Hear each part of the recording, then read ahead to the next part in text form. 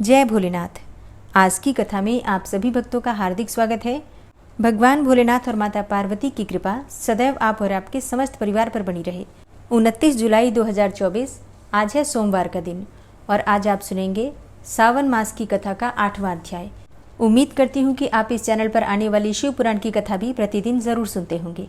और आज सावन मास का दूसरा सोमवार है और ऐसे में आज की जो कथा है सोमवार व्रत के प्रभाव से ही जुड़ी हुई है। सोमवार व्रत के प्रभाव से सीमंतिनी को पुनः परम सौभाग्य की प्राप्ति कैसे होती है और सोमवार के व्रत से जुड़े हुए बहुत सारे आप लोगों के प्रश्न भी होते हैं, तो आज की कथा में आपके सभी प्रश्नों के उत्तर भी मिल जाएंगे। श्री सूत जी कहते हैं कि जो नित्य आनंदमय शांत निर्विकल्प निरामय अनादि अनंत शिव तत्व को जानते हैं वे परम पद को प्राप्त होते हैं। जो धीर पुरुष काम भोगों से विरक्त होकर भगवान शंकर में हेतु रहित पराभक्ति करते हैं उनका मोक्ष हो जाता है, वे संसार बंधन में नहीं पड़ते। और जो मायामय संसार में चिरकाल तक सुखपूर्वक विहार करके देहावसान होने पर मोक्ष चाहते हैं उनके लिए यह धर्म बताया गया है कि संसार में भगवान शिव की पूजा सदा ही स्वर्ग और मोक्ष का हेतु है। यदि प्रदोष आदि के गुणों से युक्त सोमवार के दिन यह पूजा की जाए तो उसका विशेष महात्म्य है। और जो केवल सोमवार को भी भगवान शंकर की पूजा करते हैं उनके लिए इहलोक और परलोक में कोई भी वस्तु दुर्लभ नहीं है। सोमवार को उपवास करके पवित्र होकर इंद्रियों को वश में रखते हुए वैदिक अथवा लौकिक मंत्रों से विधिपूर्वक भगवान शिव की पूजा करनी चाहिए। ब्रह्मचारी, गृहस्थ, कन्या, सुहागिन स्त्री अथवा विधवा कोई भी क्यों न हो, भगवान शिव की पूजा करके मनोवांछित वर पाता है, इसमें कोई संशय नहीं है। इस विषय में मैं एक कथा कहूँगा जिसको सुनकर मनुष्य मोक्ष पाते हैं और उनके मन में भगवान शिव की भक्ति होती है। आर्यावर्त में चित्रवर्मा नाम से एक प्रसिद्ध राजा थे। वे दुष्टों को दंड देने के लिए यमराज के समान समझे जाते थे। वे धर्म मर्यादाओं के रक्षक, कुमार्गगामी पुरुषों को दंड देकर राह पर लाने वाले, समस्त यज्ञों का अनुष्ठान करने वाले और शरणार्थियों की रक्षा करने में समर्थ थे। भगवान शिव और विष्णु में उनकी बड़ी भक्ति थी। राजा चित्रवर्मा ने अनेक परम पराक्रमी पुत्रों को पाकर अंत में एक सुंदर मुख वाली कन्या प्राप्त की। एक दिन राजा ने जातक के लक्षण जानने वाले श्रेष्ठ ब्राह्मणों को बुलाकर कन्या की जन्म कुंडली के अनुसार भावी फल पूछे। तब उन ब्राह्मणों में से एक बहुज्ञ विद्वान ने कहा कि हे महाराज, यह आपकी कन्या सीमंतिनी नाम से प्रसिद्ध होगी। यह भगवती उमा की भांति मांगल्यमयी, दमयंती की भांति परम सुंदरी, सरस्वती के समान सब कलाओं को जानने वाली तथा लक्ष्मी की भांति अत्यंत सद्गुणों से सुशोभित होगी। यह 10,000 वर्षों तक अपने स्वामी के साथ आनंद भोगेगी और 8 पुत्रों को जन्म देकर उत्तम सुख का उपभोग करेगी। तत्पश्चात एक दूसरे ब्राह्मण ने कहा कि यह कन्या 14वें वर्ष में विधवा हो जाएगी। यह वज्राघात के समान दारुण वचन सुनकर राजा 2 घड़ी तक तो चिंता में डूबे रहे। तदनंतर सब ब्राह्मणों को विदा करके राजा ने कहा कि सब कुछ भाग्य के अनुसार ही होता है, ऐसा समझकर चिंता छोड़ दी। अब सीमंतिनी धीरे धीरे सयानी हुई और अपनी सखी के मुख से भावी वैधव्य की बात सुनकर उसे बड़ा खेद हुआ। उसने चिंतामग्न होकर याज्ञवल्क्य मुनि की पत्नी मैत्रेयी से पूछा कि माताजी, मैं आपके चरणों की शरण में आई हूँ, मुझे सौभाग्य बढ़ाने वाले सत्कर्म का उपदेश दीजिए। तब इस प्रकार शरण में आई हुई राजकन्या से पतिव्रता मैत्रेयी ने कहा कि सुंदरी, तू शिव सहित पार्वती जी की शरण में जा और सोमवार को एकाग्रचित्त होकर स्नान और उपवास पूर्वक स्वच्छ वस्त्र धारण करके शिव और पार्वती की पूजा कर। सोमवार के दिन शिव और पार्वती की आराधना करती रहे। इससे बड़ा भारी आपत्ति पड़ने पर भी तू उससे मुक्त हो जाएगी, इसमें कोई संशय नहीं। घोर से घोर एवं भयंकर महाक्लेश में पड़कर भी शिव पूजा मत छोड़ना, इसके प्रभाव से महान भय से पार हो जाओगी। इस प्रकार सीमंतिनी को आश्वासन देकर पतिव्रता मैत्रेयी आश्रम को चली गई। राजकुमारी ने उनके कथनानुसार भगवान शिव का पूजन प्रारंभ किया।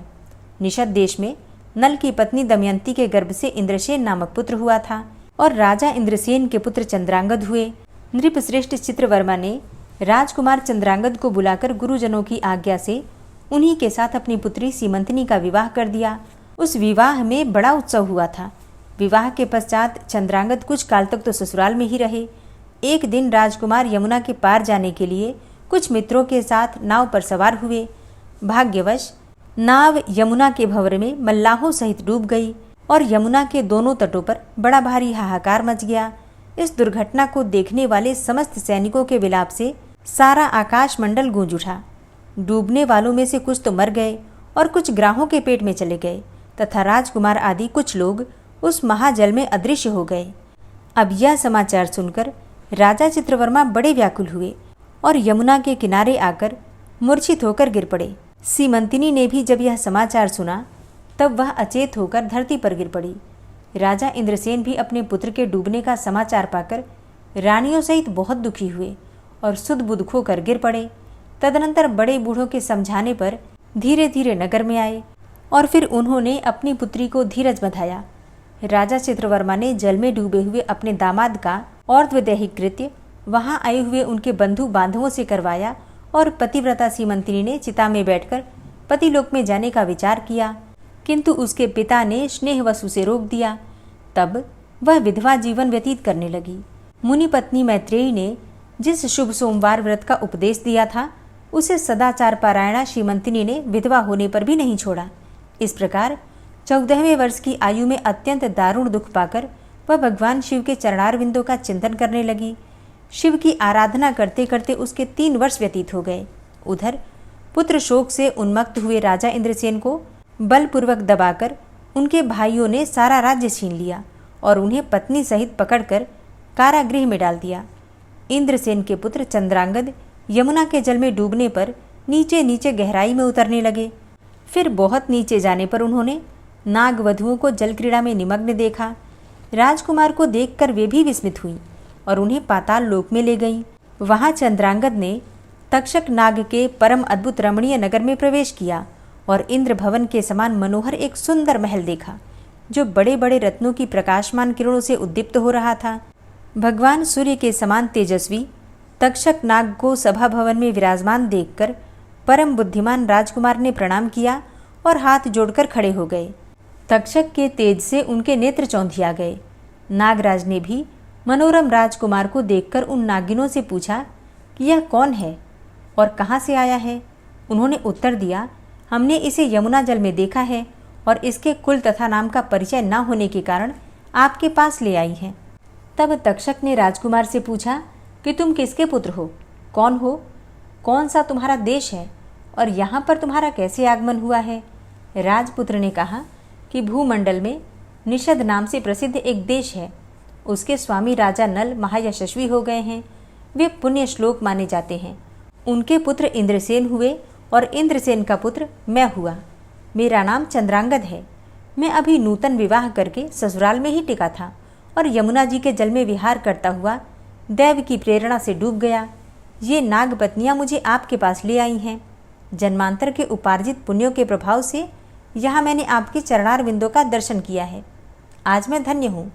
मेरे माता पिता कृतार्थ हो गए क्योंकि आपने दया करके मुझे देखा और मुझसे वार्तालाप किया है।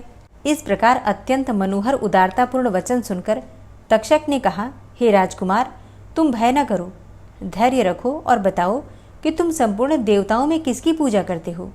राजकुमार ने कहा कि जो संपूर्ण देवों में महादेव कहे जाते हैं उन्हीं विश्वात्मा उमापति भगवान शिव की मैं पूजा करता हूँ, जो विधाता के भी विधाता, कारणों के भी कारण और तेजों में सर्वोत्कृष्ट तेज हैं। वे भगवान शिव मेरी परम गति हैं, जो अत्यंत निकट होकर भी पाप से दूषित चित्त वाले पुरुषों के लिए बहुत दूर हैं तथा जिनके तेज की कोई सीमा नहीं है, जो अग्नि, भूमि, वायु, जल और आकाश में भी स्थित हैं। वे विश्वात्मा भगवान सदाशिव हम सबके लिए परम पूजनीय हैं, जो संपूर्ण भूतों के साक्षी, सबकी आत्मा में स्थित रहने वाले परमेश्वर तथा निरंजन हैं। संपूर्ण संसार जिनकी इच्छा के अधीन है, मैं उन भगवान शिव की पूजा करता हूँ।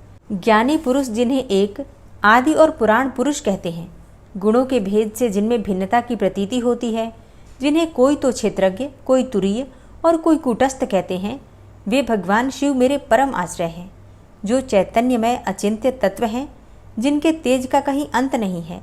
श्रुति के नेति नेति वचनों से तद्भिन्न समस्त वस्तुओं का बाध करके जिनके स्वरूप का निश्चय किया जाता है तथा आत्मज्ञानी पुरुषों के भी मन और वाणी की वृत्तियां जिनका स्पर्श नहीं कर पाती, वे ही ये भगवान शिव मेरे परम पूज्य हैं, जिनका प्रसाद पाकर साधु पुरुष अत्यंत उज्ज्वल इंद्रपद की भी अभिलाषा नहीं रखते तथा कर्मों की अर्गला अर्थात आगल और काल चक्र को लांघ कर निर्भय होकर विचरते हैं, वे भगवान शिव मेरी गति हैं, जिनकी स्मृति चांडाल की योनि में जन्म पाने वाले मनुष्यों के भी समस्त पाप रूपी रोगों का नाश करती है तथा जिनका संपूर्ण रूप श्रुतियों के लिए भी ढूंढने योग्य है।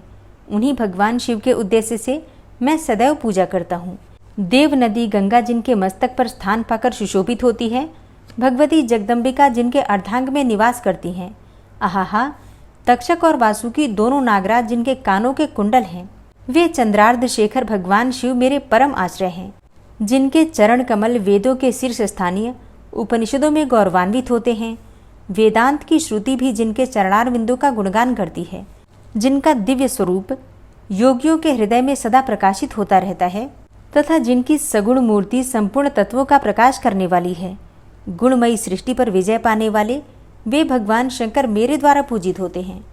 राजकुमार की यह बात सुनकर तक्षक का चित्त प्रसन्न हो गया। उनके हृदय में महादेव जी के प्रति नूतन भक्तिभाव का उदय हो आया और वे उनसे इस प्रकार बोले कि हे राजेंद्र नंदन, तुम्हारा कल्याण हो। मैं तुम पर बहुत प्रसन्न हूँ, क्योंकि तुम बालक होकर भी सर्वोत्कृष्ट परात्पर शिवतत्व को जानते हो।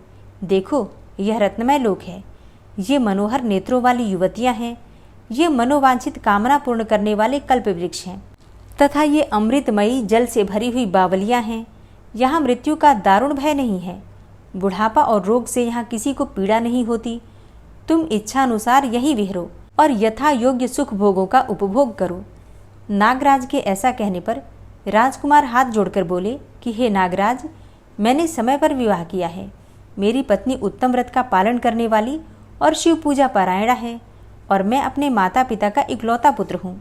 वे सब लोग इस समय मुझे मरा हुआ मानकर महान शोक से घिर गए होंगे, अतः मुझे किसी प्रकार भी यहाँ अधिक समय तक नहीं ठहरना चाहिए।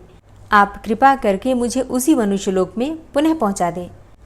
तब नागराज तक्षक ने कहा, हे राजकुमार, तुम जब जब मेरी याद करोगे तब तब तुम्हारे सामने प्रकट हो जाऊंगा। ऐसा कहकर उन्होंने राजकुमार को एक सुंदर अश्व भेंट किया, जो इच्छा के अनुसार चलने वाला था। अनेक प्रकार के द्वीपों, समुद्रों और लोकों में उसकी अप्रतिहत गति थी। इसके सिवा उन्हें रत्नमय आभूषण, दिव्य वस्त्र एवं दिव्य अलंकार भेंट किए। उनकी सहायता के लिए सारी व्यवस्था करने के पश्चात तक्षक ने जाओ कहकर प्रेम पूर्वक उन्हें विदा किया। तब चंद्रांगद उस घोड़े पर सवार होकर निकले और थोड़ी ही देर में यमुना के जल से बाहर आकर उस दिव्य अश्व पर चढ़े हुए ही नदी के रमणीय तट पर घूमने लगे। इसी समय पतिव्रता सीमंतिनी अपनी सखियों से घिरी हुई वहां स्नान करने के लिए आई। उसने यमुना के तट पर मनुष्य रूपधारी नागकुमार के साथ भ्रमण करते हुए राजकुमार चंद्रांगद को देखा। दिव्य अश्व पर आरूढ़ हुए अपूर्व आकार वाले उन राजकुमार को देखकर वह उन्हीं की ओर दृष्टि लगाए खड़ी हो गई। उसे देखकर चंद्रांगद ने भी मन ही मन विचार किया कि जान पड़ता है इसे मैंने पहले भी कभी देखा है। तत्पश्चात वे घोड़े से उतरकर नदी के किनारे आ बैठे और उस सुंदरी को बुलाकर समीप बिठाकर पूछा कि तुम कौन हो, किसकी स्त्री और किसकी कन्या हो। सीमंतिनी लज्जावश स्वयं कुछ न बोल सकी। तब उसकी सखी ने ये सब बातें बताई कि इसका नाम सीमंतिनी है, यह निषदराज इंद्रसेन की पुत्रवधू, युवराज चंद्रांगद की रानी तथा महाराज चित्रवर्मा की पुत्री है। दुर्भाग्यवश इसके पति उस महाजल में डूब गए। इससे वैधव्य का दुख प्राप्त करके यह बाला शोक से सूखती जा रही है। अत्यंत प्रबल शोक में ही इसने 3 वर्ष व्यतीत किए हैं। आज सोमवार है, इसलिए यह यमुना जी में स्नान करने के लिए आई है। इसके ससुर का राज्य भी शत्रुओं ने छीन लिया है और बलपूर्वक उस पर अधिकार जमा लिया है और वे महाराज अपनी पत्नी के साथ उनकी कैद में पड़े हैं। लेकिन यह सब होने पर भी यह निर्मल अंतःकरण वाली सदाचार पारायणा राजकुमारी प्रति सोमवार को अत्यंत भक्तिभाव के साथ पार्वती जी सहित महादेव जी की पूजा करती है। तब उत्तम व्रत का पालन करने वाली सीमंतिनी ने अपनी सखी के मुख से सब बातें कहलवाकर स्वयं भी राजकुमार से पूछा कि आप कौन हैं, आपके पार्श्ववर्ती ये दोनों पुरुष कौन हैं और आपने मेरे वृतांत को एक स्नेही की भांति क्यों पूछा है। हे महाबाहु, मुझे ऐसा जान पड़ता है कि मैंने आपको पहले भी कभी देखा है। आप मुझे स्वजन की भांति प्रतीत होते हैं। इतना कहकर राजकुमारी सीमंतिनी नेत्रों से आंसू की धारा बहाती हुई देर तक फूट फूट कर रोती रही और मूर्छित होकर पृथ्वी पर गिर पड़ी। अपनी प्रियतमा के शोक का कारण सुनकर चंद्रांगद भी शोक से व्याकुल होकर 2 घड़ी तक चुपचाप बैठे रहे। तदनंतर सीमंतिनी उठकर राजकुमार की ओर बारंबार निहारने लगी। उसने पहले देखे हुए अंग चिन्हों, स्वर आदि लक्षणों, अवस्था के प्रमाण तथा रंग रूप आदि की परीक्षा करके यह निश्चय किया कि अवश्य यही मेरे पति हैं, क्योंकि मेरा हृदय प्रेम से अधीर होकर इन्हीं में अनुरक्त हुआ है। परंतु क्या मुझे अभागिनी को अपने मरे हुए पति का दर्शन हो सकता है? यह स्वप्न है या भ्रम? अथवा मुनि पत्नी मैत्रेयी ने जो मुझे ये कहा था कि तुम भारी से भारी विपत्ति में पड़ने पर भी इस व्रत का पालन करती रहना, उसी का फल तो नहीं है? एक श्रेष्ठ ब्राह्मण ने मेरा 10,000 वर्षों का सौभाग्य बतलाया था। उन ब्राह्मण देवता का यह वचन अवश्य सत्य होगा, यह ईश्वर के बिना कौन जान सकता है। इधर प्रतिदिन मुझे मंगल सूचक शुभ शकुन दिखाई देते हैं। पार्वती देवी के प्राणनाथ भगवान शिव के प्रसन्न होने पर देहधारियों के लिए कौन सी वस्तु दुर्लभ हो सकती है? इस प्रकार भांति भांति से विचार करके उसका संदेह दूर हो गया। तब लज्जा से उसने अपना मुख नीचे की ओर कर लिया। उस समय राजकुमार ने कहा कि हे भद्रे, मैं तुम्हारे पति के शोक संतप्त माता पिता से यह समाचार बतलाने के लिए जा रहा हूँ। तुम्हारा कल्याण हो, तुम्हारे पति तुमसे शीघ्र ही मिलेंगे। यो कहकर राजकुमार घोड़े पर सवार हुए और अपने दोनों सहायकों के साथ शीघ्र ही अपने राज्य में जा पहुंचे। वहां नगर उद्यान के समीप स्थित होकर उन्होंने नागराज के पुत्र को राज सिंहासन पर अधिकार जमाए बैठे हुए बंधुओं के समीप भेजा। नाग कुमार ने शीघ्र ही जाकर उन सबसे कहा कि तुम सब लोग महाराज इंद्रसेन को अविलंब कारागृह से मुक्त करो और सिंहासन छोड़कर हट जाओ, क्योंकि महाराज के पुत्र चंद्रांगद पाताल लोक से लौटकर यहाँ आए हैं। तुम आनाकानी न करो, नहीं तो चंद्रांगद के बाण तुम्हारे प्राण हर लेंगे। वे यमुना जी के जल में डूबकर नागराज तक्षक के घर जा पहुंचे थे और वहां से उनकी सहायता पाकर पुनः इस लोक में लौटे हैं। तब नाग कुमार की कही हुई ये सारी बातें सुनकर शत्रुओं ने भी बहुत अच्छा कहकर उनकी आज्ञा स्वीकार की और महाराज इंद्रसेन को उनके खोए हुए पुत्र के पुनः लौटाने का समाचार बताकर उनका सिंहासन उन्हें लौटा दिया। और महाराज को प्रसन्न करके भी वे लोग भयभीत ही बने रहे। मेरा पुत्र आ रहा है, यह बात सुनकर राजा प्रेम के आंसू बहाते हुए आनंद में डूब गए। यही दशा महारानी की भी थी। तदनंतर सब नागरिक, वृद्ध मंत्री और पुरोहित आगे आकर चंद्रांगद से मिले और उन्हें हृदय से लगाकर महाराज जी के समीप लेकर आए। अपने भवन में प्रवेश करके अश्रुवर्षा करते हुए राजकुमार ने माता पिता के चरणों में प्रणाम किया। फिर चरणों में पड़े हुए पुत्र को उठाकर राजा ने अश्रुसिक्त हृदय से लगा लिया। फिर क्रमशः सब माताओं को प्रणाम करके उनका आशीर्वाद लेकर राजकुमार पुरवासियों से मिले और उन्होंने सबको यथा योग्य सम्मान दिया। पुनः सबके साथ राजसभा में बैठकर अपना सब वृतांत पिता से निवेदन किया और नागराज तक्षक से मित्रता होने की भी बात बतलाई। राजकुमार का चरित्र देख और सुनकर राजा इंद्रसेन हर्ष से विवल हो गए और उन्होंने अपने मन में यही माना कि मेरी पुत्र वधू ने भगवान महेश्वर की आराधना करके इस अनुपम सौभाग्य का अर्जन किया है। निषधराज ने यह मंगलमयी वार्ता दूतों के द्वारा महाराज चित्रवर्मा को भी कहला दी और यह अमृतमयी वार्ता सुनकर महाराज चित्रवर्मा आनंद से विवल हो गए और बड़े वेग से उठकर उन्होंने संदेश वाहकों को उपहार में बहुत धन दिया। फिर अपनी पुत्री को बुलाकर उन्होंने उससे वैधव्य के चिन्हों का परित्याग करवाया और उसे नाना प्रकार के आभूषणों से विभूषित किया। तत्पश्चात समूचे राष्ट्र के गांव और नगर आदि में बड़ा भारी उत्सव हुआ और सब लोगों ने राजकुमारी सीमंतिनी के सदाचार की बड़ी प्रशंसा की। चित्रवर्मा ने इंद्रसेन के पुत्र चंद्रांगद को बुलाकर सीमंतिनी को उनके साथ विदा कर दिया। चंद्रांगद ने तक्षक के घर से लाए हुए रत्न आदि आभूषणों के द्वारा, जो मानव मात्र के लिए अत्यंत दुर्लभ हैं, अपनी पत्नी को अलंकृत किया। तपे हुए स्वर्ण के समान सुशोभित 40 कोस तक जाने वाली सुगंध से युक्त दिव्य अंगराग से सीमंतिनी की बड़ी शोभा हो रही थी। कमल के केसर के समान रंग वाले कल्प वृक्ष के पुष्पों से बनी हुई और कभी न कुम्हलाने वाली माला भी सती सीमंतिनी की शोभा बढ़ा रही थी। इस प्रकार शुभ मुहूर्त में अपनी पत्नी को साथ लेकर ससुर की आज्ञा से चंद्रांगद पुनः अपनी नगरी में आए। महाराज इंद्रसेन ने अपने पुत्र को राज सिंहासन पर बिठाकर तपस्या द्वारा भगवान शिव की आराधना करके योगी पुरुषों को उपलब्ध होने वाली उत्तम गति प्राप्त की और राजा चंद्रांगद ने अपनी धर्मपत्नी सीमंतिनी के साथ 10,000 वर्षों तक नाना प्रकार के विषयों का उपभोग किया। उन्होंने 8 पुत्रों और 1 कन्या को जन्म दिया।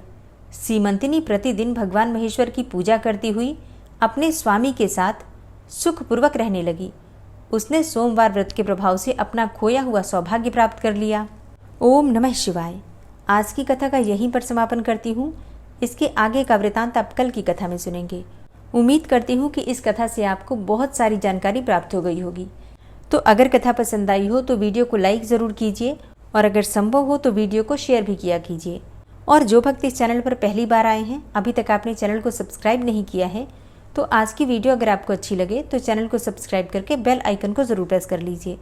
इससे ये होगा कि इस चैनल पर जो भी नई वीडियो अपलोड होंगी उनकी नोटिफिकेशन आपको सही समय पर प्राप्त होगी। मिलती हूँ मैं आपसे अगली वीडियो में। तब तक के लिए जय श्री राधे।